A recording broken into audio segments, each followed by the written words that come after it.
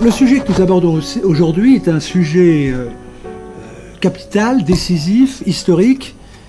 Et dès que l'on se penche sur un sujet actuellement, et en l'espèce et sur le langage, selon la méthode scientifique, je dirais même la méthode d'investigation policière, on arrive à des conclusions terrifiantes. Donc le sujet de ce soir, qui est pleinement dans l'actualité, c'est la guerre inclusive au genre humain. Inclusive et genre entre guillemets, armes de destruction massive et mensonge d'État. On pourrait même dire que ce sujet de la guerre inclusive au genre humain, c'est l'archétype de ce que le président de la République a appelé en anglais, sans l'appeler en français, les fake news, c'est-à-dire les fausses nouvelles. On peut dire que c'est vraiment le modèle intégral. Donc, notre sujet, c'est la destruction du genre humain au nom de l'égalité femmes-hommes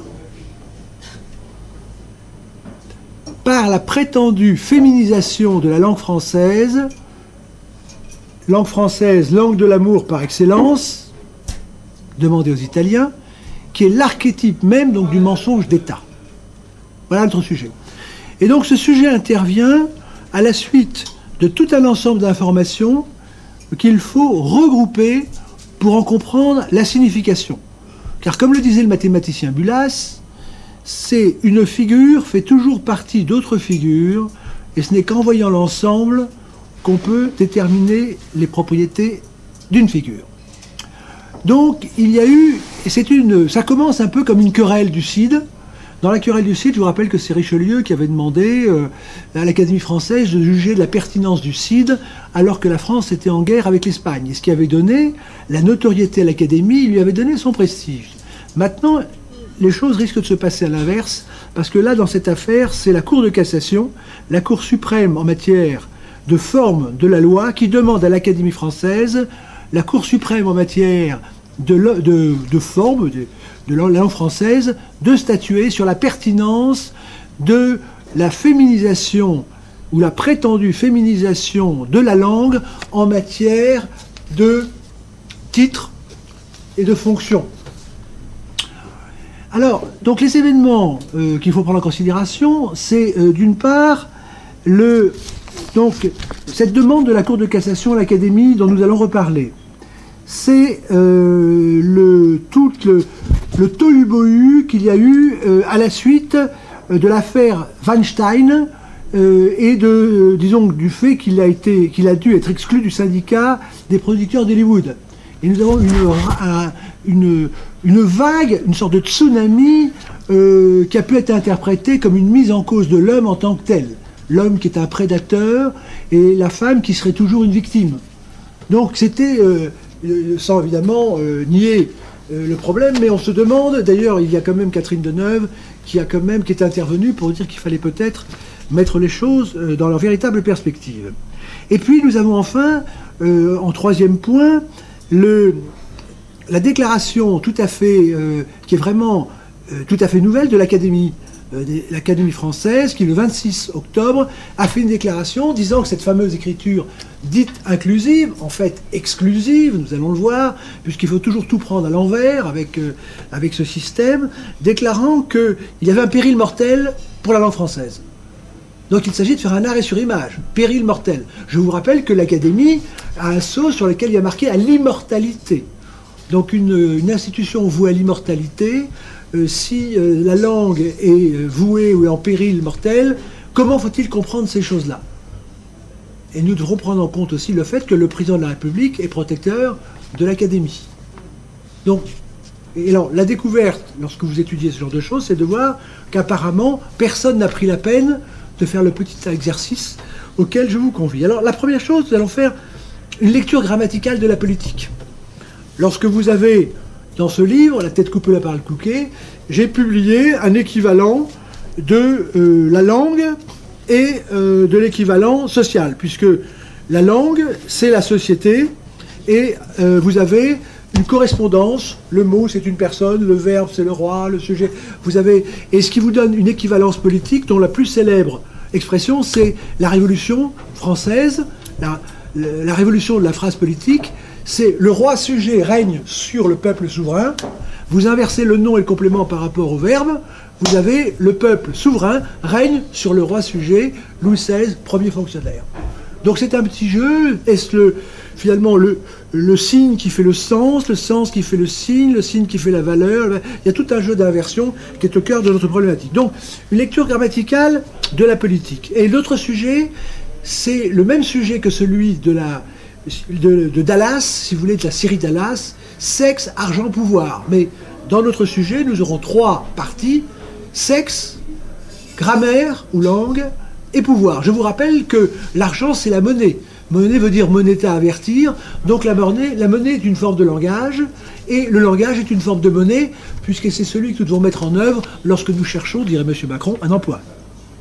Donc sexe en second, donc sexe en premier, pardon, sexe, grammaire et pouvoir.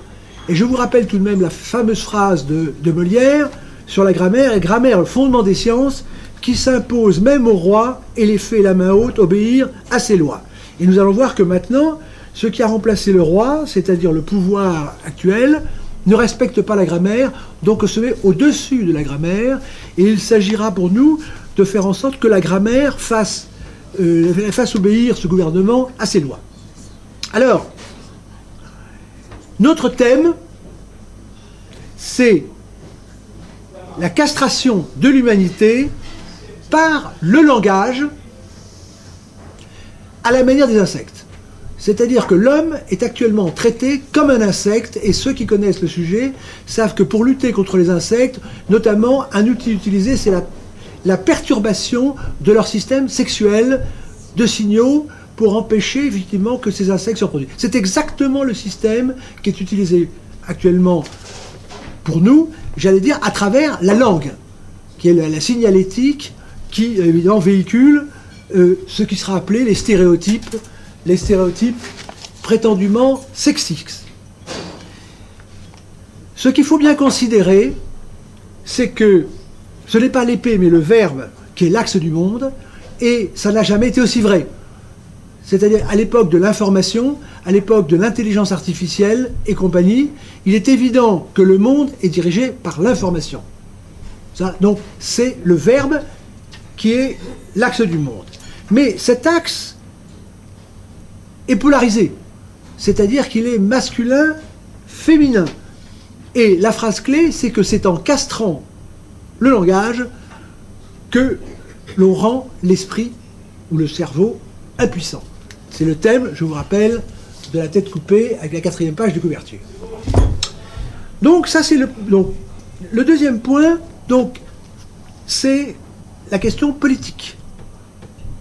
Donc c'est le premier thème, la question politique.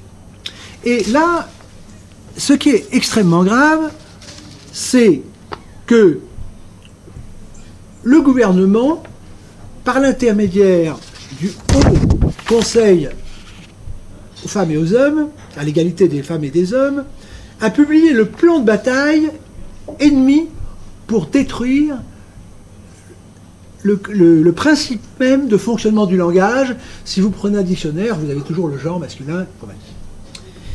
Alors, quel est le sujet de ce guide? Je n'ose pas l'appeler comme un livre qui commençait par Mine Combat, hein, mais c'est vraiment un manuel de combat, de destruction. Et nous allons voir que c'est vraiment de la destruction pure et simple, pour des raisons politiques. Bon. C'est que l'idée qui est véhiculée par ce livre, c'est qu'il y aurait une injustice commise par les hommes contre les femmes depuis des siècles, voire plus, depuis la nuit des temps, et que cette injustice, c'est l'oppression systématique des femmes par les hommes. C'est-à-dire que l'homme ne serait pas la complémentarité de la femme, l'homme ne serait pas éventuellement le protecteur de la femme, le nourricier de la famille, mais c'est l'ennemi de la femme. Bon. Ça, c'est l'idée de base, et qui aurait été imposée par les stéréotypes sexistes masculins, le masculin qui l'emporte sur le féminin. Donc, ce qui est dit, c'est que cette règle de grammaire, le masculin l'emporte sur le féminin, est enseigné aux écolières et écoliers, il faut toujours le dire, n'est-ce pas, depuis 3 siècles. Retenez bien le 3 siècles.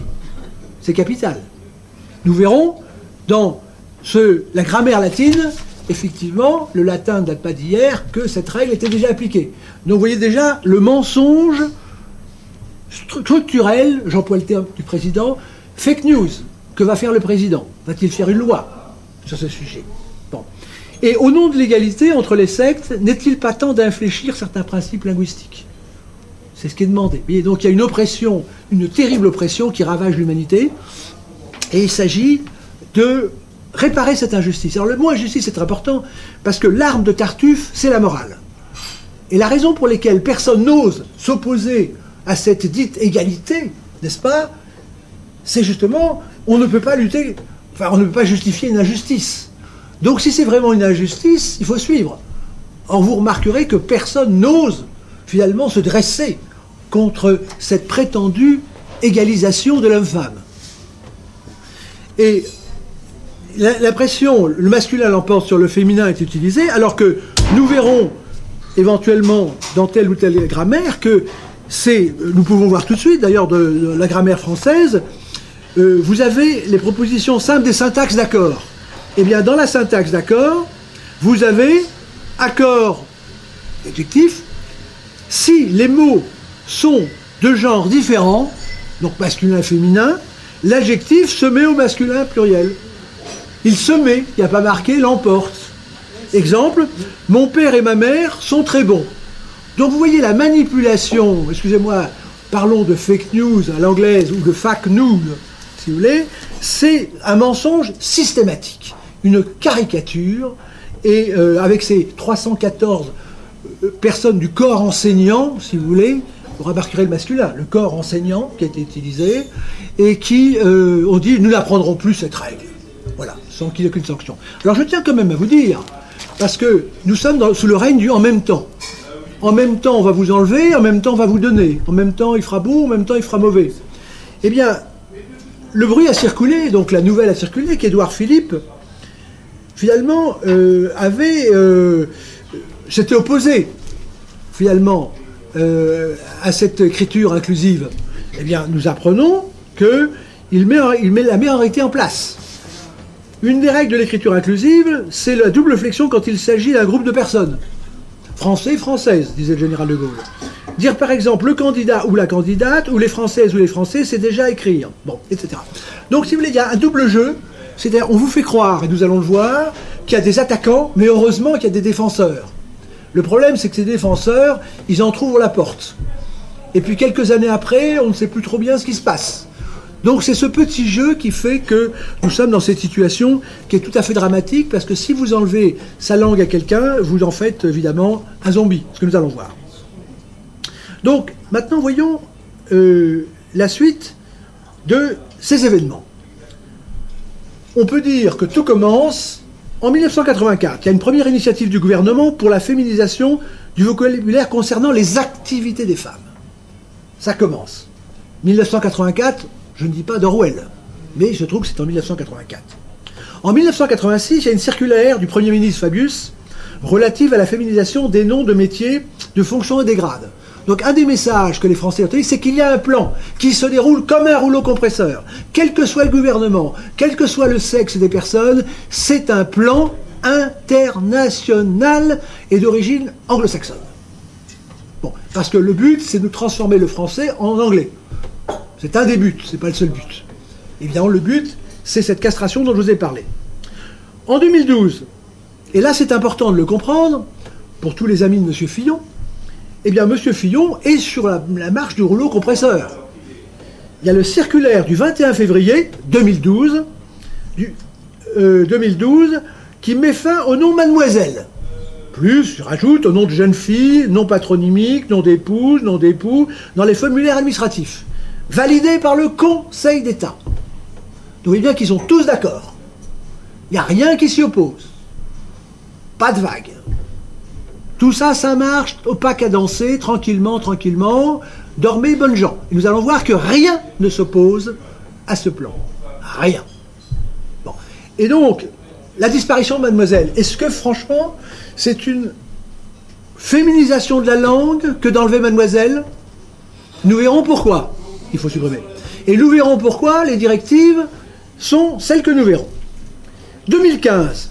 Enfin 2015, c'est la solution finale. La solution finale, c'est ce guide pratique pour passer aux exercices. C'est l'élimination des stéréotypes, des prétendus stéréotypes dits sexistes. C'est la purification sémantique. Mais tout ceci, nous allons le voir, sans que personne n'intervienne, dans ce qui nous est présenté comme un état de droit. C'est illégal, anticonstitutionnel, antidémocratique, anti-tout. C'est un mensonge d'État. On pourrait appeler ça, puisque c'est le mot obligé, puisque notre président parle si bien anglais, je le précise, l'anglais de Wall Street. Il ne faut pas trop regarder quel genre d'anglais. Ce n'est pas l'anglais de Shakespeare, notamment.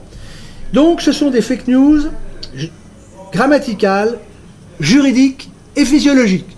Tout est faux. Et en plus, nuisible aux intérêts de la France, puisque nous voulons que le français devienne la langue de l'Europe. Eh bien, c'est peut-être pour ça, notamment, qu'il s'agit de détruire le français pour qu'il n'ait plus ce prestige. Il faut le ridiculiser, il faut le salir, il faut l'avilir, il faut l'abaisser, il faut le ramener au niveau de l'anglais. Donc, ces fausses nouvelles sont faites au nom de quoi? Au nom de la nouveauté. Alors que je viens de vous le démontrer, donc cette prétendue oppression de l'homme sur la femme ne date pas du XVIIe siècle. C'est dans la grammaire latine. Hein. La grammaire latine, je vais vous le dire quand même, puisqu'on y est, puisqu'on vous dit que ça date de 3 siècles, et alors on vous fait monter à la barre, nous verrons des personnes soi-disant compétentes, notamment quelqu'un, bon bref, c'est dans la grammaire latine que nous avons tous eu le petit Mangin, si vous voulez, eh bien nous voyons, et que nous regardons, tout simplement, que la chose n'est pas nouvelle, syntaxe d'accord, bon, et nous voyons accord au nom. Le nom en opposition avec le nom, le verbe s'accorde avec son sujet, syntaxe d'accord, vous voyez, boni sunt pater et mater, et pater, c'est presque du français, boni, sont, traduction, le père et la mère sont bons, boni, bon, sunt, sont, pater, père et pater. Donc qu'on ne nous dise pas que ça date d'il y a 3 siècles. Donc vous voyez, c'est un mensonge d'État systématiquement organisé. Alors on pourrait être plus subtil, je pourrais parler de ce qu'est l'épithète, mais nous n'allons pas rentrer dans les détails, sinon nous allons prendre rendez-vous. Bon. Donc c'est fait au nom de la nouveauté. C'est nouveau, les hommes au XVIIe siècle se sont réveillés, et regardez comme ils oppriment les femmes. Je vous rappelle, pour ne pas oublier, que Madame Vigier-Lebrun, qui était quand même la proche de Marie-Antoinette, avait quand même rétabli la vérité sur la Révolution, et notamment sur les élections, parce que pourquoi est-ce que les femmes n'ont pas pu voter avant 1945? Je vais vous le dire, mais en tout cas, elle disait, à cette époque, c'est-à-dire quand la langue française dominait le monde, eh bien elle a dit, à cette époque, les femmes régnaient, la Révolution les a détrônées. Et Madame Roland, c'est quelque chose, lorsqu'elle a dit, ô liberté, que de crimes on commet en ton nom. Donc c'est au nom d'une prétendue nouveauté, au nom de la loi, nous le verrons dans ce document, scélérat. Mais cette loi est illégale. Donc c'est un abus, l'Académie quand même l'a relevé. Et au nom de l'absence de nature, là c'est très important, c'est quand même la grande vérité, qui n'a soulevé aucune opposition, c'est qu'au fond, la différence qu'il y a entre l'homme et la femme serait une invention. Il n'y a pas de nature féminine ou masculine, rien. Voilà quand même les fausses nouvelles qui ne troublent pas l'ordre républicain. C'est tout de même inouï. Inouï. Voilà. Donc, on pourrait dire que c'est du négationnisme intégral de toute vérité, politique, grammaticale et naturelle. La loi n'est pas respectée, la vérité de la loi, la vérité de la grammaire, la vérité de la nature, rien du tout. Voilà. Dormez, braves gens. Donc c'est quand même quelque chose de tout à fait stupéfiant. Alors, deuxième élément, prenons la suite maintenant, nous avons vu l'aspect politique, maintenant grammatical. Donc, mensonge intégral politique, grammatical. Donc, c'est le plan de destruction de la langue française. Et depuis 2013, je ne cesse de demander à l'Académie, finalement, de tirer les conclusions de ses propres observations. Heureusement, cette année, l'année dernière, elle a suivi ces recommandations 3 fois. Vous me poserez la question, si vous voulez, j'y penserai. Donc, c'est un plan de mise à mort. C'est-à-dire que la destruction du genre, et nous allons voir que c'est vraiment la destruction du genre humain, ce n'est pas que l'homme en tant qu'homme masculin qui est la cible, eh bien, nous allons voir qu'il y a un contexte général. Bon. Alors, tout commence, on pourrait commencer à Schumann, qui à 40 ans disait « Le temps des héritiers est terminé pour la langue est contrariée, mais elle a quand même ce qu'il faut. Le temps de la reconquête, il faut forger les armes de la reconquête. » Il y a 40 ans. Mais on n'était pas au point. Mais moi, je commence, pour la simplicité, le 6 avril 2000. Vous avez sur le site de l'Académie française une déclaration sur le déclin des filières littéraires disant qu'il semble, le mot « il semble » est un euphémisme, que la langue et ses instruments d'apprentissage soient les ennemis à détruire. La langue à détruire. 2000. 6 avril 2000. Bon. Donc, c'est le début d'une mise à mort. Mais le semble n'a cessé de se confirmer, puisque le 26 octobre, maintenant, la langue française est déclarée en péril de mort, c'est-à-dire, péril mortel, c'est-à-dire en état d'urgence. Le 5 décembre 2001, au secours du français, bon, dans laquelle l'Académie dit qu'il y a une opposition entre le pouvoir et le peuple vis-à-vis de la langue française. C'est-à-dire que le peuple soutient la langue, mais pas le pouvoir. Et elle dit que l'évolution de la langue, c'est l'évolution de la langue d'Orwell. C'est-à-dire que la langue n'est plus capable de supporter la pensée. Bon. Ensuite, le 21 mars 2002, bon, vous avez une déclaration de l'Académie sur la féminisation des noms et métiers, fonctions, grades et titres. Qu'est-ce qu'elle dit, cette déclaration? Premièrement, elle déplore les dégâts que l'ignorance de cette doctrine, donc je parle sur l'utilisation du neutre, hein, le neutre pour les titres et les fonctions, Madame le Président, Madame le Juge. Elle déclare que les dommages, que l'ignorance, je dirais que ce n'est pas l'ignorance, pas dire que enfin, disons l'ignorance, de cette doctrine inflige à la langue française et l'illusion selon laquelle une grammaire féminisée renforcerait la place réelle des femmes dans la société. Donc le plan du gouvernement, c'est une illusion. Ils sont ignorants, bon, ils ont des illusions, et ce qu'ils font va donner l'inverse de ce qu'ils cherchent. Retenons cette idée. C'est-à-dire qu'effectivement, le but n'est pas la féminisation de la société. Retenons les... Deuxièmement, l'Académie réaffirme la valeur collective et générique du genre masculin. L'homme est apparu sur Terre, en tel c'est pas l'homme et la femme sont apparus. L'homme est apparu sur Terre. Tous les hommes sont menteurs, etc. L'Académie dit, c'est ainsi que la féminisation peut introduire un déséquilibre dans les structures même de la langue et rendre malaisée la formulation des phrases les plus simples. Donc, alors que, finalement, l'échec scolaire ne gagne du terrain, que la paupérisation intellectuelle des politiques se voit tous les jours et des autres, eh bien, c'est le moment, effectivement, d'introduire un déséquilibre de plus. Qu'on ne nous fasse pas croire que c'est pas voulu. Bon, ça fait partie de la tête coupée. Ensuite, l'Académie dit la neutralité. Donc la neutralité, c'est d'utiliser le neutre. C'est-à-dire que le président, c'est masculin ou féminin. La neutralité doit souligner l'identité du rôle et du titre indépendamment du sexe de son titulaire. Donc quand on est président, ben, c'est indépendamment de son sexe. Bon, sinon, il faudrait peut-être en rajouter d'ailleurs. Mais elle estime que s'agissant des appellations utilisées dans la vie courante, c'est là la petite perversité dont je vous ai parlé, en même temps, n'est-ce pas, s'agissant des appellations utilisées dans la vie courante, ma chérie présidente, bon, entretien, correspondance, relations personnelles, concernant les fonctions et les grades, rien ne s'oppose. Le mot rien ne s'oppose, c'est un terme qu'affectionne particulièrement l'Académie, qu'elle avait utilisé pour le mot mariage. On en parlera éventuellement. Rien ne s'oppose, c'est très pratique. Rien ne s'oppose à la demande expresse des individus. Donc ce que dit l'Académie, c'est qu'il faut absolument respecter la règle, mais si jamais pour des questions de convenance personnelle en privé, la personne le demande, eh bien finalement, pourquoi ne pas lui refuser? Mais express. On ne sait pas comment l'express va arriver. Bon, l'express. Cinquièmement, Comme l'Académie française le soulignait déjà en 1984, l'instauration progressive d'une réelle égalité entre les hommes et les femmes dans la vie politique rend indispensable la préservation de la dénomination collective et neutre. Donc l'Académie vous dit là que plus il y aura de femmes qui occuperont des postes dans la société, eh bien, plus il sera important de garder le neutre. C'est ce qu'elle dit. Mais vous allez voir ce qui est la suite. Dont le maintien du genre non marqué chaque fois que le bon. Les choix systématiques et réfléchis de formes féminisées établit au contraire à l'intérieur même de la langue une ségrégation qui va à l'encontre du but recherché. Donc l'Académie dit que ce que le gouvernement appelle la féminisation, en fait ça va à l'inverse du but recherché et ça introduit une ségrégation.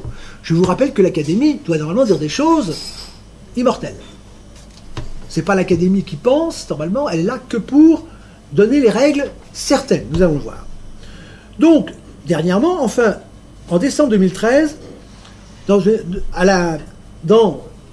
son discours de Mme Carré-Dancause à la reconquête de la langue française, elle demande au président de la République d'intervenir pour déclarer l'année suivante, 2014, année de la reconquête de la langue française. Elle dit qu'il y a un projet qui chemine dans le plus grand secret. L'Académie, le mot secret pèse très très lourd actuellement. Il ne faut pas prononcer inconsidérément le mot secret, parce que sinon on risque de vous mettre au secret. Bon. C'est que elle dit qu'il y a un secret, dans le plus grand secret, il y a un projet de séparer la langue française en deux, une langue de communication pour le bétail, et puis une langue littéraire pour les supérieurs. Oui, on a déjà vu ça en d'autres temps, sous d'autres latitudes. Bon. Et donc elle dit que la langue française est menacée de trois côtés. Par l'anglais qui dévore à l'intérieur le français. Par ce qu'elle appelle les élites, la désaffection des élites, qui n'aiment plus le français. Et par l'école, qui abaisse constamment, enfin, pour lequel c'est un désastre. Bon, c'est trois. Donc vous avez vu, maintenant il y a le genre, mais donc l'attaque sur le genre doit être compris dans la stratégie globale de destruction de la langue française. Et il ne faut pas croire que tout ça se fait avec se fait quand même inconsidérément.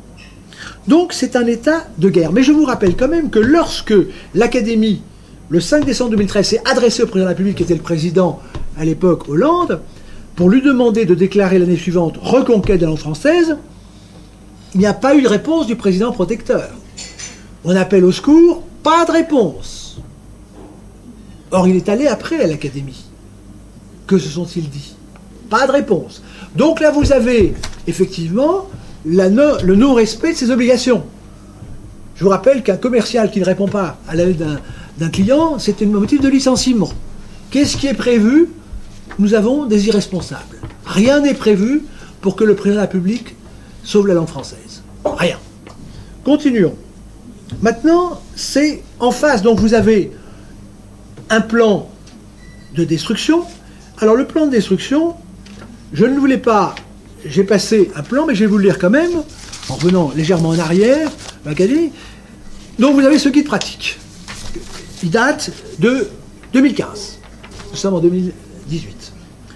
Là, vous avez les deux personnes qui sont co-signataires, alors que c'est, pour l'égalité, je vous rappelle, c'est au Conseil pour l'égalité, FH, c'est femmes-hommes. Très bien. Alors vous regardez qui est responsable du plan, n'est-ce pas? Vertu bien ordonnée, comment ça va? Vous avez deux femmes. Avec la féminisation, président te et rapporteur re. Bon, voilà. Re. Bon. Et puis il y a les citoyens ne. C'est les citoyens ne. C'est comme le train. Bon, voilà. Donc vous voyez, bon, vraiment, comment. Voilà. Alors maintenant, quand même, je vais aller très rapidement. Une demande inscrite dans les textes. Parce qu'il faut culpabiliser. Ceux qui voudraient lutter, ils ont contre la loi, ils ont contre le monde entier. N'ayez pas peur. Eh bien, cette demande, au niveau européen, tout le monde est d'accord. Le Conseil de l'Europe a adopté en 2008 une recommandation visant, citation, l'élimination du sexisme. C'est la déracisation. L'élimination du sexisme dans le langage et la promotion d'un langage reflétant le principe d'égalité entre les hommes et les femmes, etc. Au niveau de l'État au-dessous, vous avez l'article 1, le 4 août 2014, consacre une approche intégrée de l'égalité. Une approche intégrée. Bon.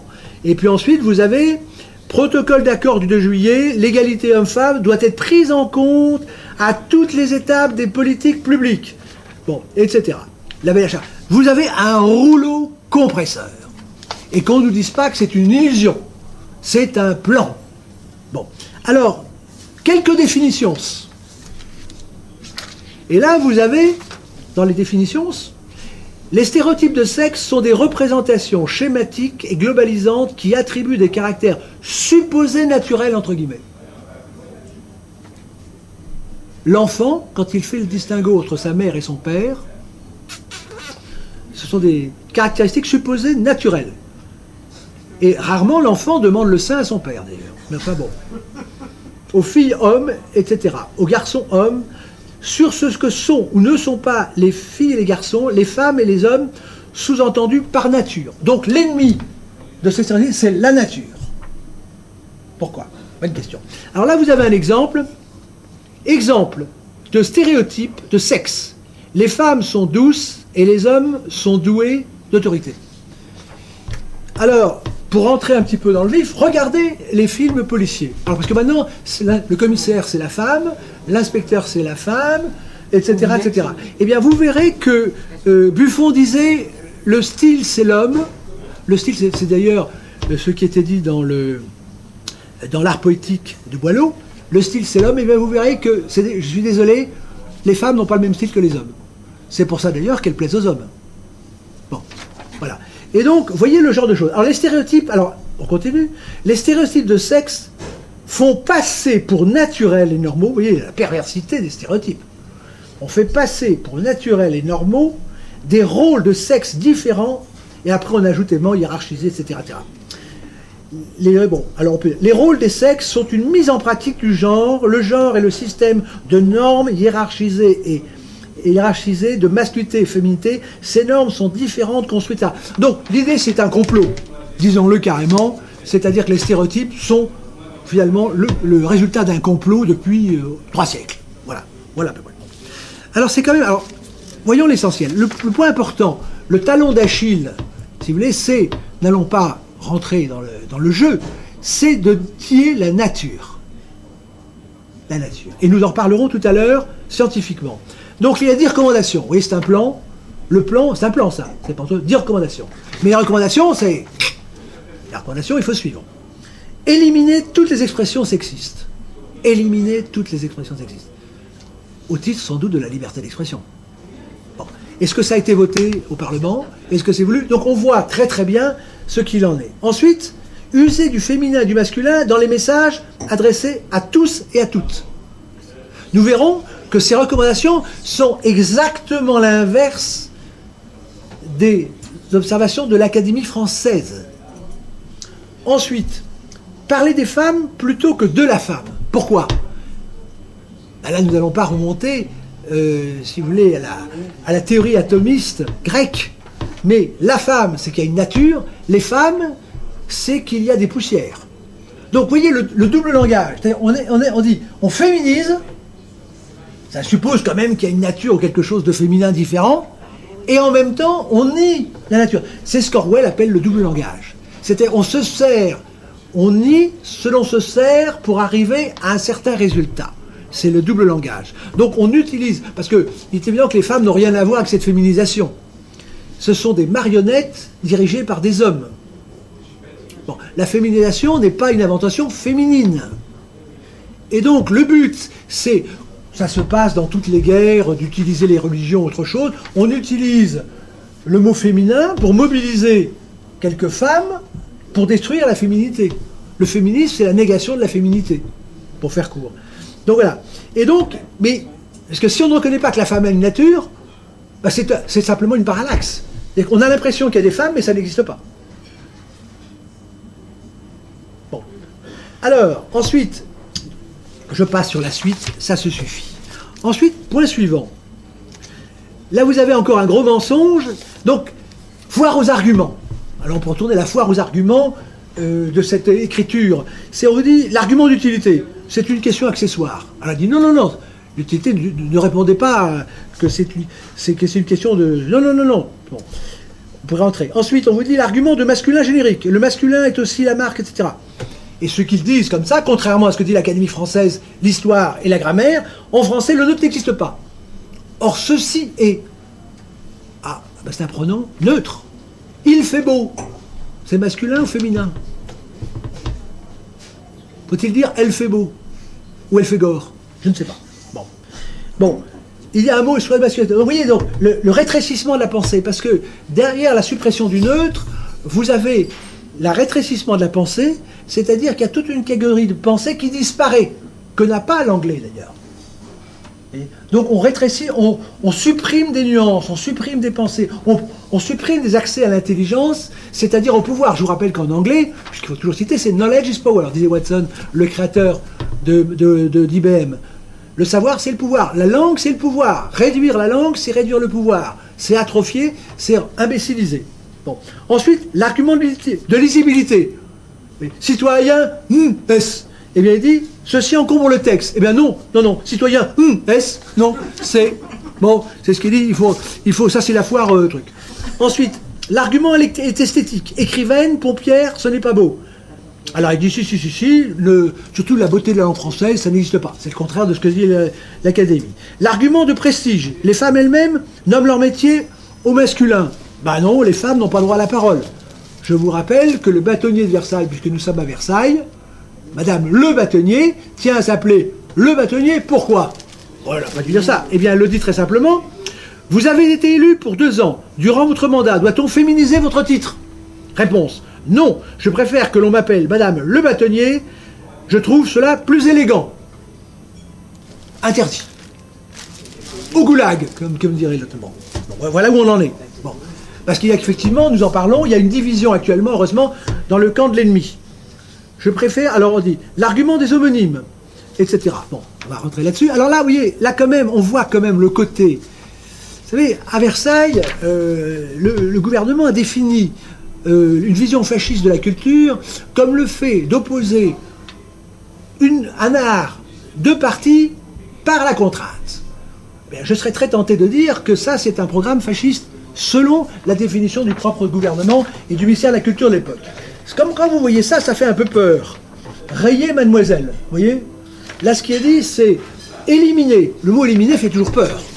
Parce que si éliminer les mots, c'est éliminer les personnes. Je vous rappelle que Sieyès, dans le Question du tiers d'État, avait dit qu'il faut retrancher le corps privilégié. Alors à l'époque, certains n'avaient pas assez fait attention à se retrancher le corps privilégié. Sieyès, d'ailleurs, ne voulait pas éliminer le corps privilégié religieux. Pour viser autre chose. Bref, mais éliminer toute expression telle que chef de famille, mademoiselle, nom de jeune fille, nom patronymique, nom d'épouse et d'époux et bon père de famille. On comprend qu'il faille supprimer les bons pères de famille. Comme ça permettra de garder que les mauvais. Hein? Bon, voilà, alors pourquoi? Parce qu'on vous explique, c'est très pédagogique. Parce que ces expressions ont déjà été bannies du droit français. Petite note. Alors évidemment, il y a notamment la circulaire Fillon et compagnie. Ils jouent au petit jeu. C'est-à-dire qu'il y a des copains, on se réunit en cachette, on fait voter une loi, on dit après c'est la loi, après on l'applique, après on envoie la police, et après on se retrouve au trou. C'est ce qu'on appelle les chaises musicales. C'est pas l'état de droit, c'est pas l'état à l'endroit, c'est l'état à l'envers. Bon. Voilà. Donc voilà où on en est. Alors, donc parce que ces expressions renvoient les femmes et les hommes à des rôles sociaux traditionnels. Ils n'ont pas dit naturel, parce qu'ils se connaissent très très bien les mots. Tantôt on joue c'est la nature, tantôt c'est la tradition, tantôt c'est ci, etc. Exemple, par exemple, éliminer ces expressions de l'ensemble des documents administratifs, etc. Alors il donne Madame, Mademoiselle, supprimé. Alors là c'est une drôle de féminisation. Hein? Bon, voilà. Voilà le petit jeu, si vous voulez. Bon, alors, ensuite, accorder les noms de métiers, etc. Je passe, Madame le Préfet, etc. Alors ensuite, il y a quand même une chose qui devrait quand même faire bondir certains Français, et l'Académie française, qui cite quand même ce texte, mais sans le lire comme le livre, c'est que, alors, le saviez-vous, le masculin ne l'a pas toujours emporté sur le féminin. Alors il faut quand même rendre justice à M. Blacker, qui avait dit, il ne faut pas dire l'emporte, il dit s'accorde au masculin. Parce qu'il y a quand même une question dans la vie sociale, c'est quand même, il n'y a pas les hommes d'un côté, les femmes de l'autre. Parce qu'en principe, tout homme vient d'une femme, et puis il peut rencontrer une femme, et puis les deux, ça fait des garçons et des filles. Donc il y a un continuum, comme on dit en philosophie. Vous prenez par exemple Louis XIV. Ben, Louis XIV, avant, il y avait Anne d'Autriche, bon, il y a tout un ensemble de choses. Donc, il y a... Et la mère est plus médiatrice, finalement, que, bon, quand elle envoie... Bon. Et là, on apprend que... Comment est-ce que l'homme et la femme s'accordent? Eh bien, justement, la langue française dit comment la langue française s'accorde. Parce que, en français, contrairement à l'anglais, il faut accorder les genres. Donc ça suppose une gymnastique permanente pour s'accorder au masculin et au féminin. Et donc ça, c'est une gymnastique que les Anglais, qui sont avec d'un côté les clubs, de l'autre côté autre chose, n'ont pas. Et ce que disaient les Anglais qui visitaient la France au moment de la Révolution, c'est que la femme apportait un élément tout à fait délicieux, d'art de vivre, de vie sociale. Puisque la femme, c'est bien connu, c'est finalement la qualité de la vie. C'est elle qui embellit, c'est bon. Bon, et comment s'accorder? Eh bien, donc, cette préoccupation d'accorder, de choisir son mot. Parce qu'aucun n'écrira, évidemment, comme ces personnes, effectivement, qui en veulent au genre humain, de dira l'homme et la femme sont beaux. D'abord, ça n'a aucun sens. Et en plus, si quelqu'un voulait le dire, il dirait la femme, parce qu'il est galant, la femme et l'homme sont beaux. Bon, voilà. Enfin, donc, nous sommes dans vraiment un système totalitaire, mot utilisé par l'Académie, nous reviendrons, et ce système totalitaire, tous ces amoureux, disent-ils, de la liberté d'expression, ferait bien, effectivement, de montrer ce qu'ils sont vraiment. Phrase suivante. La langue française n'est pas immuable. Alors là, je vous rappelle quand même une chose, c'est que nous avons la langue française, qui fait que la langue française est la plus prestigieuse langue au monde, la plus claire. Je vous renvoie au discours de Rivarol, à finalement l'Académie de Berlin. C'est parce qu'elle a été fixée à son apogée, c'est-à-dire au XVIIIe siècle, et le but de l'Académie, c'est à l'immortalité. Donc, voyant que le monde est périssable, Richelieu a demandé à l'Académie de fixer la langue, évidemment pas d'une manière stupide. Hein. Une route doit être fixée pour que les voitures circulent. On peut aménager les bas-côtés. Mais de fixer la langue à l'immortalité. Donc c'est un projet fou d'immortalité. Eh bien, vous avez ces gens, finalement financés, etc., qui vous disent la langue française n'est pas immuable. Alors qu'ils ont montré, effectivement, que leur intelligence est moins qu'immuable. J'en dis pas plus. Et là, il vous dit, jusqu'au XVIIe siècle, tous les noms de métiers, etc., exercés, c'est ce qu'ils disent, par des... Ça me fait penser, excusez-moi, à autre chose, par des femmes étaient nommées... Oui, ils bafouillent. Bon, c'est quand même pas un signe de grande intelligence. Et puis après, vous avez quelqu'un qui se lance, Eliane Viennot, qui vient cautionner, qui se dit professeur de la littérature française, de la Renaissance, Bon, vous êtes sur des têtes d'œufs. Alors on arrête, si vous voulez. Bon, donc vous voyez quand même ce genre de choses qui est un système totalitaire. C'est-à-dire que une formule connue, autrefois c'était le peuple est souverain maître de sa langue, maintenant ils n'en ont que faire. Ils veulent reformer l'intelligence, la détruire par la langue. C'est une programmation, un formatage tout à fait. Alors, nous continuons maintenant. Donc, nous avons le plan, nous avons vu donc l'attaque, nous avons vu le fait que l'Académie a bien noté que c'était une destruction de la langue française, qu'elle a bien conclu qu'il y avait un état de guerre, mais le problème, c'est que la langue est désarmée. Certes, l'Académie a noté, mais qui va nous défendre contre, écoutez, j'utilise le mot parce que c'est ce Mein Kampf de destruction de la langue française. Le combat, mon combat. C'est un combat de destruction. Eh bien, voyons la défense. Je dois dire que les associations de défense de la langue française, vous ne les entendez guère et elles n'ont guère de moyens. Et de toute façon, que pourraient-elles faire dans le meilleur des cas quand elles se battent contre le gouvernement? Parce que l'ennemi, c'est du donjon que l'on prend les remparts. C'est-à-dire que les tribunaux maintenant ne condamnent plus l'anglicisation, et c'est le gouvernement. Nous avons vu que le propre président de la République ne défend plus la langue française. Je parlais évidemment du président Hollande. Vous l'avez bien compris. Bon. Et donc, l'Académie française, nous allons voir ce que disait Philippe Beaussan, qui, effectivement, a patronné ma candidature à l'Académie en disant qu'il fallait faire un certain nombre de choses, et je suis son plan de bataille. nous allons voir ce que l'Académie fait alors qu'elle devrait être finalement le grand quartier général pour s'opposer. Alors évidemment, elle est un peu prise entre le marteau et l'enclume. Bon, puisque son protecteur ne la protège pas. Et là, ce qui va, si vous voulez, dévoiler ce qui ne devrait peut-être pas être révélé, c'est l'affaire Julien Aubert. Donc vous avez vu où en était l'Académie jusqu'en décembre 2013 à la Reconquête, et tout à coup, le 7 octobre 2014, vous avez un événement qui se passe à l'Assemblée nationale. Se réclamant de l'Académie française, notamment la déclaration de 2002, dans laquelle l'Académie disait qu'il fallait respecter la langue, mais que pour des raisons privées, mais seulement en privé, on pouvait appeler dans le boudoir Madame la Présidente. Mais dès qu'on est en public dans sa fonction, on redevient Madame le Président. C'est ce que dit littéralement l'Académie. C'est ce qu'on appelle le double langage, mais il faut savoir distinguer le boudoir, les amis et la fonction publique. Bien. Eh bien, donc, en accord avec cette directive, ces règles de l'Académie française, donc Julien Aubert, donc député à l'Assemblée nationale, dit « Madame le Président et Madame le Ministre », c'était un Ségolène Royal d'ailleurs. Bon. Qu'est-ce qui se passe? Aussitôt, la sanction tombe, parce que nous sommes dans un état de droit. Il n'est pas possible de faire respecter le droit, mais il se réclame du droit pour violer la loi. La sanction tombe au titre du règlement, parce qu'ils font toujours des règlements. Bon. Mais le règlement est illégal, puisqu'il contredit l'Académie. Et il contredit la Constitution. Ben, bon. Et bien donc, il a une indemnité qui lui est supprimée. Aussitôt, les 140 députés de l'opposition qui sont avec lui invectivent, si on peut dire, enfin s'adressent à M. Barthelone pour lui dire, effectivement, qu'on ne peut pas sanctionner quelqu'un qui applique les règles de grammaire. Mais qu'est-ce qui se passe, l'Académie? Vous voyez? Il attendait Boucher et c'est Gauchy, c'est pas Gauchy et c'est Boucher qui arrive. L'Académie a donné raison à Sandrine Mazotier. Elle a désavoué Julien Aubert par sa déclaration du 10 octobre 2014. Elle a été très rapide. Juste après, elle fait une déclaration. Et qu'est-ce qu'elle dit dans cette déclaration? Elle a la main sur le cœur.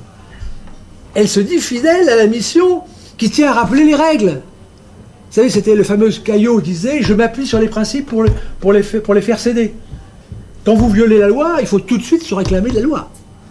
Je respecte la loi, je vais vous le prouver en dans la... » Donc, elle rappelle l'origine latine, quand même, de la règle. Vous voyez? Donc, là encore, c'est un désaveu de ceci.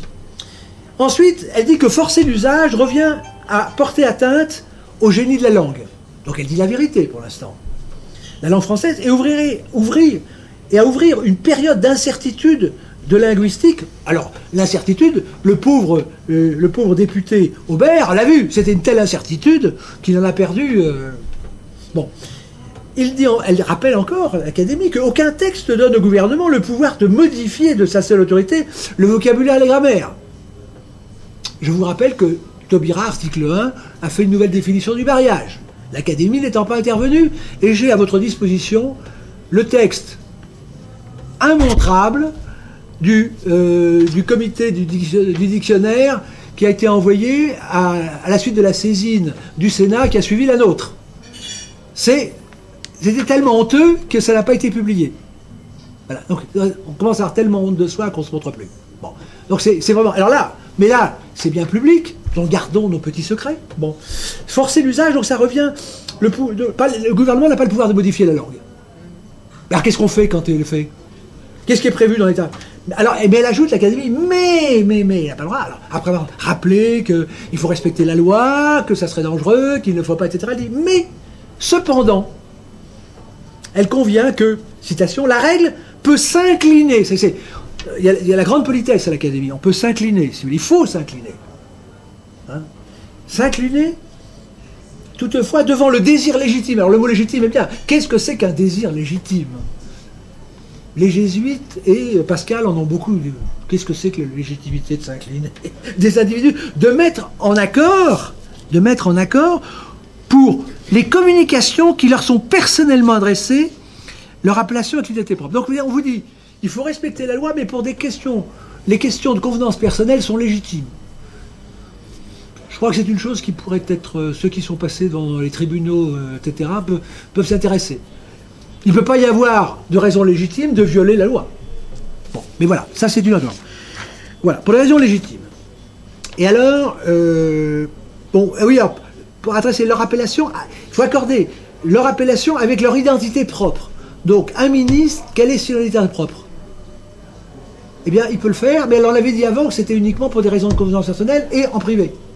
Bon, donc, voilà, donc ça s'appelle le double langage. Alors, on peut dire maintenant que, alors que pour une institution qui doit être, évidemment, fixer la vérité en matière de langue. Donc le député Aubert est devenu le symbole de défense du bon usage, victime du devoir, et victime de l'Académie française. Alors maintenant, on arrive au lundi 16 mars 2015. La roue tourne. C'est un véritable roman. Bon. Et là, vous avez Patrick Cohen, sur France Inter, qui pose la question à Mme Caradanco, secrétaire perpétuelle de l'Académie. Le mot perpétuel est délicieux d'ailleurs. Madame le secrétaire perpétuel ou Madame la secrétaire perpétuelle. Réponse et sans appel. Madame le secrétaire, la grammaire française doit être respectée ici. Il se trouve qu'elle est à l'Académie française. Le mot ici est délicieux. La langue française est pleine de subtilités. Bon, doit être respectée ici. Mais en même temps, elle répond. Concernant la féminisation, nous ne sommes jamais contre. Simplement, nous souhaitons conserver ce qui est important, c'est-à-dire une tradition de belle langue. Rapport ici, la beauté n'a plus lieu d'être, d'après le gouvernement. Car il fait fonction de neutre. Donc c'est beau parce que c'est neutre. Enfin, on ne sait pas trop. Bon. Et elle explique sur France Inter. Mais, alors l'Académie sort une autre règle. Vous savez, ceux qui sont passés devant les tribunaux savent qu'il y a tellement de lois que, mais en même temps, vu que, mais que, et on vous met à la queue et vous êtes toc. Bon, bref. Et alors, mais l'autre règle à l'Académie, dit Mme Caradanco, c'est la courtoisie. Il faut s'incliner. C'est la courtoisie, précise l'historienne. Donc, c'est pas, explique la grammaire ienne, autre chose. C'est l'historienne qui parle. Attention. C'est pas le secrétaire perpétuel. C'est l'historienne. Citation. Si un ministre veut être appelé Madame le ministre, nous la respectons. Nous le respectons, pardon.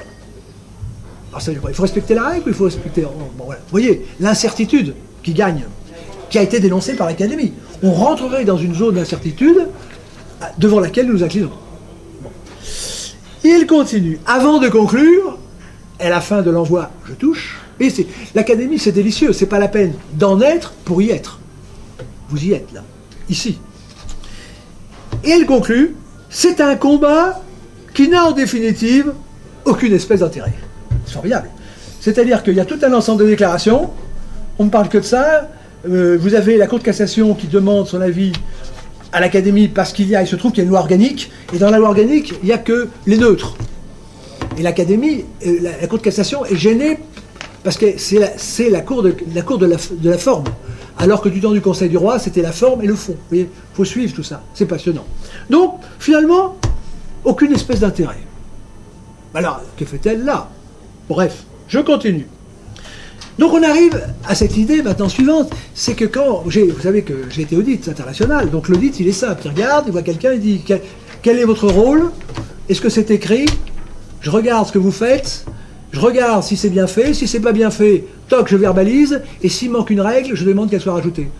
Le métier d'audit c'est très simple, mais c'est un métier dangereux. Bon, parce qu'il ne faut pas s'incliner. Bon. Et là, on arrive, donc c'est une sorte d'audit de l'Académie, nous sommes devant un viol des statuts. Caractérisé. Parce que si l'Académie rappelle tout le temps nous respectons les statuts, c'est évidemment que c'est peut-être pas évident. Bon. Alors, les statuts de l'Académie, il y a une cinquantaine d'articles, c'est le 24 qui est important. La principale mission de l'Académie, parce qu'on finit par se demander quel est le rôle de l'Académie, puisque si elle s'incline, elle rappelle la règle, elle dit, etc. Bon, quel est le bon? Donc il précise que la principale mission, tous les mots comptent en français, la principale mission de l'Académie sera de travailler avec tout le soin et toute la diligence possible. C'est pas l'impression que donne l'Académie actuellement. Bon. À quoi? À donner des règles certaines. Donner des règles certaines. C'est pas les reconnaître, on n'est pas greffier, on est juge, comme le dira Druon, Maurice Druon. donner des règles certaines. Alors le double langage, c'est pas une règle certaine. S'il y a deux règles, en même temps il y a une autre règle, c'est pas une règle certaine. La règle certaine, c'est celle qui donne une sécurité. C'est comme en voiture, si on vous dit vous pouvez rouler à droite, mais pour des raisons légitimes, vous pouvez rouler à gauche, expliquez ça aux gendarmes, j'aurais du mal à vous faire comprendre. Et c'est surtout si vous l'avez expliqué à la voiture qui vient en face. Ça c'est encore plus difficile que le gendarme. Bon. Voilà, et donc le député Aubert l'a vu. Donc lui, c'est un vol. C'est-à-dire que quand vous pénalisez quelqu'un pour une faute qu'il n'a pas commise, ça s'appelle un vol. C'est comme ça. Et bien là, ce que dit cet article, c'est donc que c'est donner des règles certaines à notre langue et à la rendre pure. Pure. Tous les mots anglais qui actuellement sont impurs. Bon. Ensuite, éloquente. L'éloquence, il n'y a plus d'éloquence. Est capable de traiter les arts et les lettres. Or, elle n'est même plus capable, l'Académie, de traiter de la langue française. Elle ne connaît pas la langue française. Au début de l'Académie, vous aviez des grammairiens, et maintenant, vous n'en avez plus un. Ou, si jamais il se cache, qu'il se nomme. Bon. Maintenant, nous arrivons donc, viol des statuts, il faut comprendre. Parce que, nous sommes en guerre. Et quand vous êtes en guerre, vous vous dites, mais qui peut nous sauver? Qui peut nous sauver? 20 avril 2017, la Cour de cassation écrit à l'Académie, parce que le double langage c'est bien, mais sauf quand vous avez quelqu'un qui verbalise. Alors la Cour de cassation c'est une autorité. Alors l'Académie est bien très contente qu'il y ait une autorité qui la reconnaisse. Mais pourquoi est-ce que la Cour de cassation écrit à l'Académie? C'est pour elle-même violer la loi. Il faut savoir lire entre les lignes. L'Académie, la Cour de cassation a besoin de quelqu'un qui justifie ce que je vais vous dire. Donc elle écrit, et elle dit que l'usage du masculin, c'est-à-dire du neutre, masculin neutre, le substitut, madame le juge, madame le procureur, etc. Terme qu'utilise la Cour de cassation, mais parce qu'au-dessus d'elle, il y a une loi organique, ne l'oublions pas. Ça ne se fait pas tout seul, tout ça. Donc c'est la pression de la logique formelle. On veut bien voler la loi, mais il ne faut pas que ça se voit. C'est le principe. Bon. Eh bien, elle dit que l'usage du masculin apparaît souvent comme un particularisme. La Cour de cassation, elle a en face la puissance politique, qui est le ministère de la Justice, et qui, le ministère de la Justice, systématiquement viole la loi grammaticale. Donc c'est un peu gênant. Vous avez le pouvoir politique, le parquet, etc. Ça fait un peu désordre, tout ça. Le ministre de la Justice utilise systématiquement procureuse, substitut, te. Bon. Et alors, la Cour de cassation dit, en se référant à la déclaration de l'Académie du 10 octobre 2014, mais qui a un double langage. Je vous rappelle, il faut respecter la loi, mais pour des raisons de convenance, on peut ne pas l'utiliser. Mais alors, vous avez des personnes qui disent « Moi, je veux être appelé le juge ou la juge ». Et vous en avez un exemple. L'avocat, le bâtonnier ou... On ne sait plus. Donc là, il y a un coup de bâton quelque part, et on ne sait plus très bien où on en est. Parce que si chacun décide, c'est plus tellement la loi au sens où on l'entendait.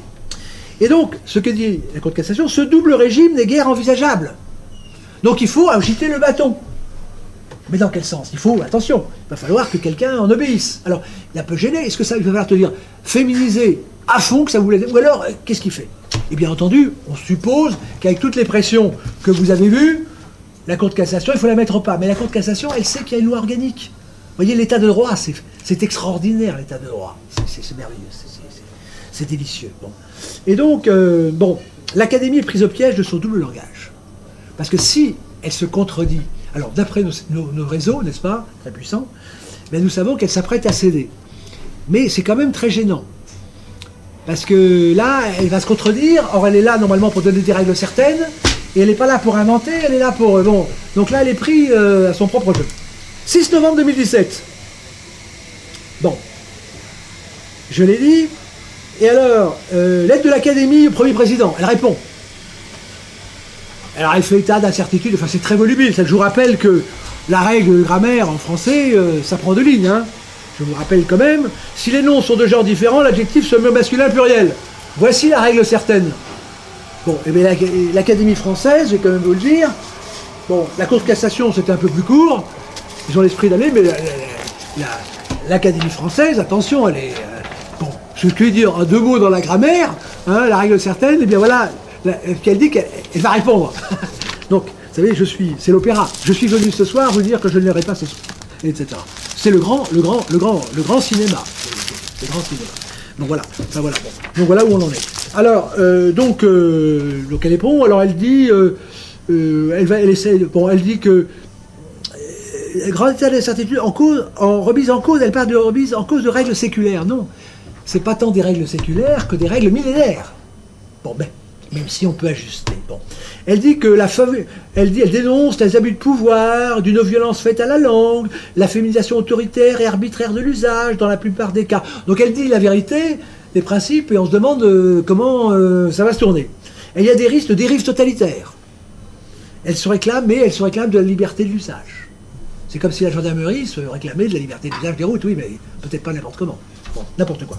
24 octobre 2017, il y a un article au Figaro, qui est ici, dans lequel le titre est quand même intéressant. L'Académie évolue sur la féminisation de la langue. Vous voyez, ça ressemble beaucoup à une mise en condition. Voilà, voilà où on en est. Bon. Donc, maintenant, nous avons vu ces points-là, nous avons vu le plan d'attaque, nous avons vu la condamnation de l'Académie, enfin le rappel de la règle, nous avons vu sa désertion, en quelque sorte, son double langage, nous avons vu la question qui se pose, qui n'est plus la querelle du CID, mais la querelle de la Cour de cassation, parce qu'à la Cour de cassation, il y a ceux qui sont pour et qui sont contre. Bon. Et maintenant, nous arrivons à la nature du sexe et du genre humain. Bon. Il y a une polarité que je n'ai pas besoin de vous décrire, et la destruction, nous l'avons vu, la destruction du genre, c'est la destruction du modèle français, de l'harmonie et du projet au profit du projet anglo-saxon unisexe. Parce que, je vous rappelle qu'en anglais, il n'y a pas de genre, et ils sont très jaloux, si j'ose dire. Bon. Alors, maintenant,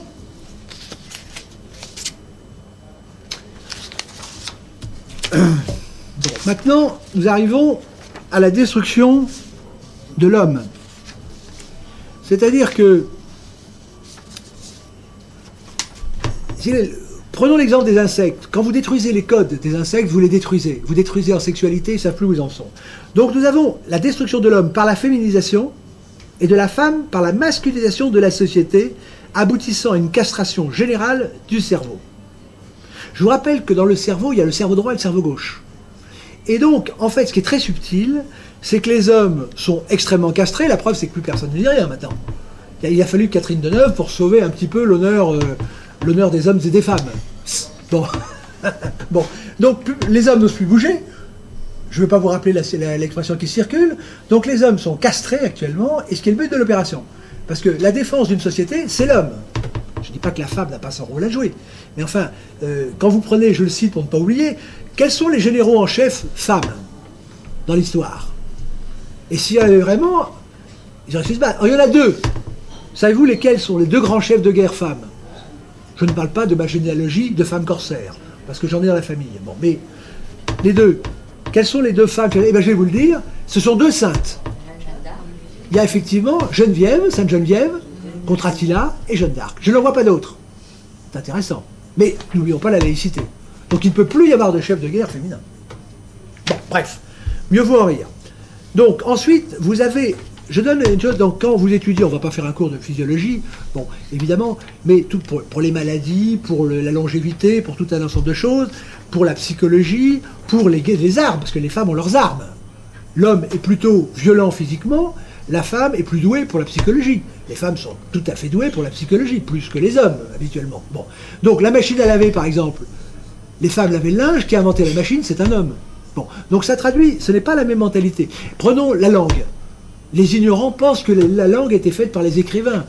En fait, la langue a été faite dans les salons. Je ne prends comme référence que l'hôtel de Rambouillet, donc bon, les précieuses ridicules, mais toutes ces règles ont été faites dans les salons.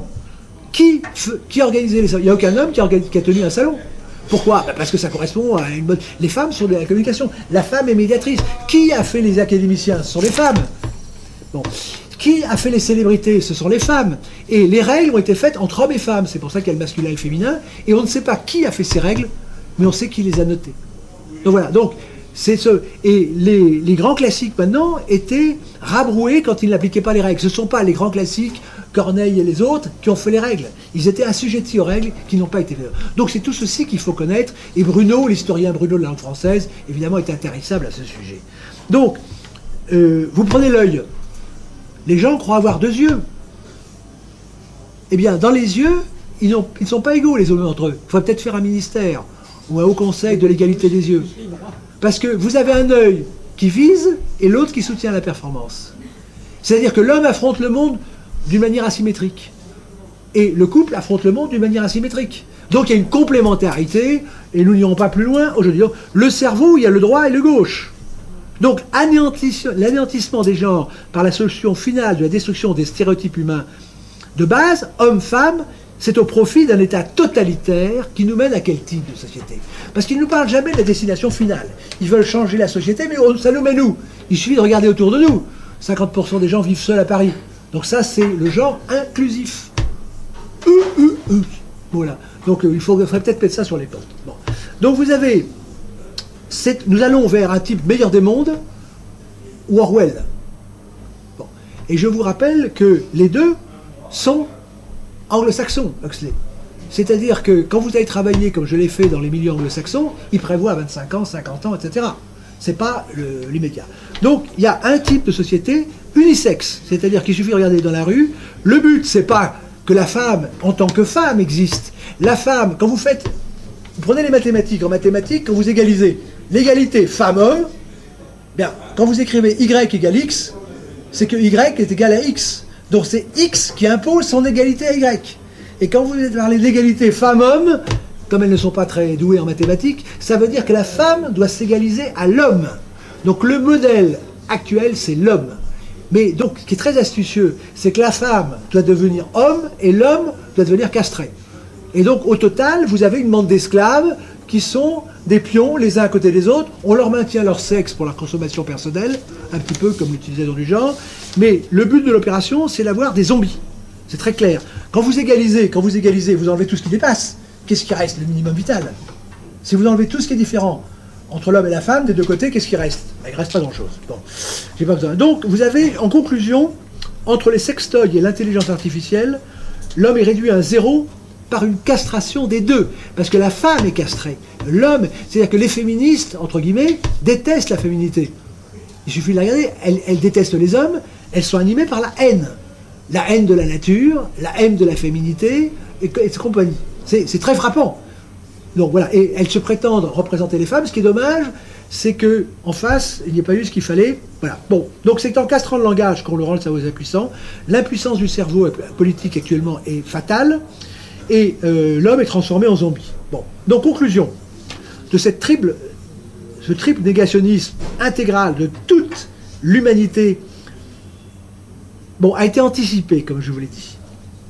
Et donc, c'est l'humanité elle-même qui est en cause, et dans cet état de guerre, nous sommes désarmés. Donc qu'est-ce qu'il faut faire?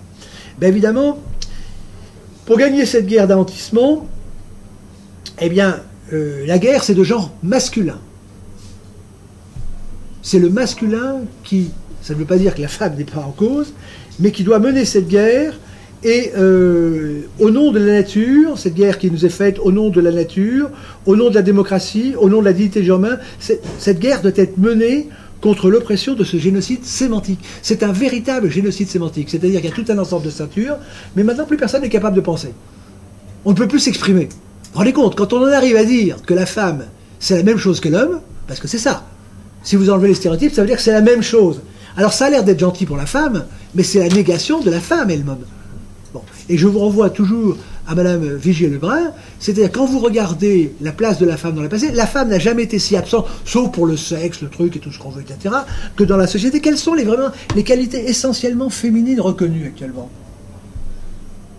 Regardez par exemple quelqu'un qui s'occupe des reines du shopping, comme on dit. Eh bien vous verrez qu'il faut tout le temps mettre du masculin, du féminin. C'est le métissage, c'est-à-dire on mélange tout ça, hein, et puis il n'en reste rien. C'est-à-dire qu'il faut toujours être soi et ne pas être soi, ou être autre. Bon. Donc, en fait, le combat à mener, la guerre à mener contre cette castration, ce génocide sémantique, c'est au nom, je l'ai dit, de la nature. Il y a une nature humaine, c'est cette nature qui fonde notre civilisation, au nom de la démocratie, c'est-à-dire que c'est le peuple, un mot très utilisé, galvaudé, mais c'est quand même le peuple qui doit s'exprimer, et il ne faut pas imposer au peuple une autre langue, et de la dignité du genre humain. C'est l'existence même du genre humain qui est bipolaire, qui est menacée. Et je ne vous parle pas des dégâts pour les enfants, etc. etc. Ça, c'est après. Donc le verbe est l'axe du monde, polarisé en masculin-féminin, détruire les genres sous couvert d'une prétendue féminisation du vocabulaire et de la grammaire de langue française, alors que le français c'est la langue de l'amour, on ne le dira jamais assez, c'est détruire le genre humain dans sa polarité, dans sa fécondité, dans son essence, c'est détruire, c'est nier la nature et anéantir l'humanité elle-même. Donc le but de la guerre à mener, c'est la reconquête de la langue française, que demandait Philippe Beaussan, et là, cette destruction du genre rend évident cette volonté de nuire, cette volonté de détruire la femme comme l'homme pour retrouver toute notre tête. Bon, le plan, alors il y a trois choses. Il y a le plan, donc le but, nous l'avons, c'est cette reconquête.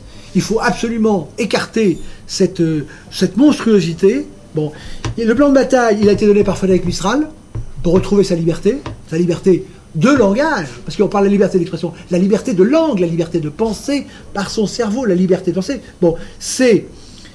Car même si face contre terre, un peuple tombe en esclavage, s'il garde sa langue, il garde la clé qui de ses chaînes le délivrera. C'est ça, le poète provençal. La méthode, il faut purger le français, la langue française, du dogme des stéréotypes castrateurs de l'égalité homme-femme. Nous allons le voir, au nom du droit à la liberté de vérité. C'est un terme qu'a utilisé Stéphane Stilberg. On lui disait, il faut la liberté d'expression. Il dit non, c'est la liberté d'expression de la vérité. Il ne s'agit pas d'exprimer n'importe quoi. Et donc, c'est le droit de la liberté de parler sa langue, on n'a même plus le droit de parler notre langue, pure et éloquente à l'immortalité, et non imposée à coup de décret. On ne va pas lire le journal le matin et dire qu'est-ce que j'ai le droit de dire aujourd'hui, surtout qu'est-ce que je n'ai plus le droit de dire, au nom de la liberté d'être vraiment homme et vraiment femme. Parce que maintenant, c'est l'homme n'a plus le droit d'être homme, ni la femme femme, conformément à la nature de l'être, et en plein accord grammatical avec les genres. Donc, en conclusion, nous sommes en guerre à mort, entre, il est possible de dire, le genre humain, dans sa plénitude, qui est la plénitude de notre civilisation, et la barbarie de la destruction de notre civilisation, par cette castration de la langue qui rend le cerveau impuissant. Donc, pour mener cette guerre, nous avons besoin d'hommes de guerre et de femmes en guerre. C'est la complémentarité. Et donc cette guerre donc inclusive au genre humain, bon, qui est une arme de destruction massive et un mensonge d'État. Donc, la guerre inclusive au genre humain, voilà l'ennemi. C'est la guerre à notre civilisation, c'est la guerre à notre langue, c'est la guerre à ce que nous sommes, ce que nous avons le plus profond. Et si nous voulons éviter la prophétie de George Orwell, qui disait, en substance, si vous voulez une image de l'avenir, imaginez une botte écrasant un visage humain éternellement. C'est ça notre avenir. Écraser la langue, écraser notre civilisation, écraser notre genre, écraser ce que nous sommes.